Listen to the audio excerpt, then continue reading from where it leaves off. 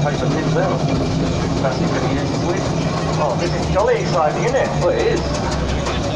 In common with most jobs where I commentate on, I don't actually know what's happening. So Douglas is coming past now.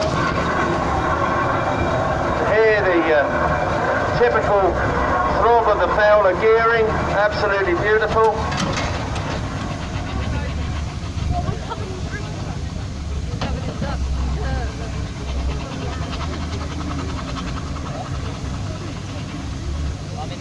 Right.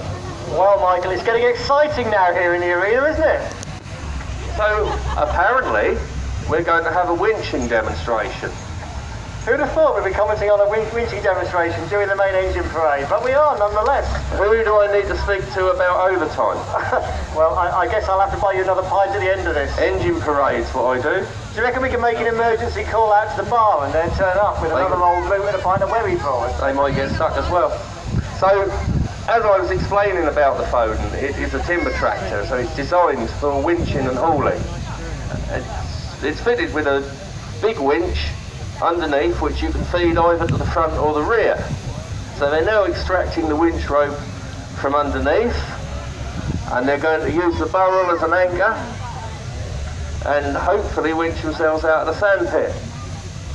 Now, most of the engines you see here are fitted with a winch drum on the back axle. All the traction engines and the tractors, you can see the winch rollers.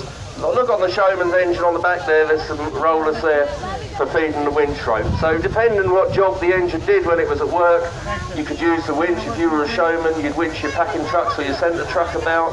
If you was a traction engine owner, you'd use your winch to move your thrashing tackle about or get yourself out of a wet hole. And the winch on this would have been used for timber work, for hauling, and also for extracting the engine when it got in a muddle. Now, I've been coming to Weeting for a lot of years, but I don't think we've ever got the winch out on a Foden as far as I recall. No, this is a new one. It's definitely worth seeing. So tell all your friends, because you probably won't see it again. Because you probably won't drive into the sandpit next time. So you can see the wire rope, which Simon has pulled up the field. Now, those of you who've been down to the working field, have you seen the ploughing engines? They're winching engines on a giant scale because they have to pull a plough backwards and forwards across a whole field. So this winch rope wouldn't be quite as long as that, but you'll see that it's just as powerful and a very important part of the Foden's job.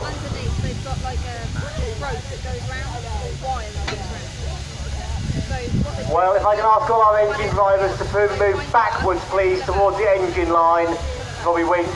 So can you all move backwards, just in case the cables don't go? We don't want to take any limbs off clear of the rope. Help it. Yeah.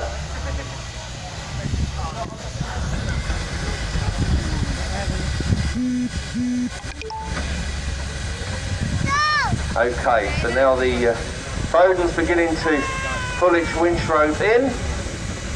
You'll see it successfully moving forwards. See the winch rollers or fairleads swung down under the front axle.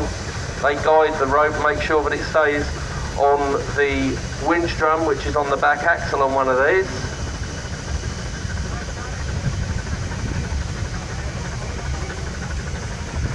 Well, we are really lucky to be seeing this at Weeting this year. This is something we didn't intend to do, something we've never had before. So you're seeing that Foden winching itself in, using the Showman's as an anchor. It's nicely chopped. And this really does, Michael, show the versatility of steam traction.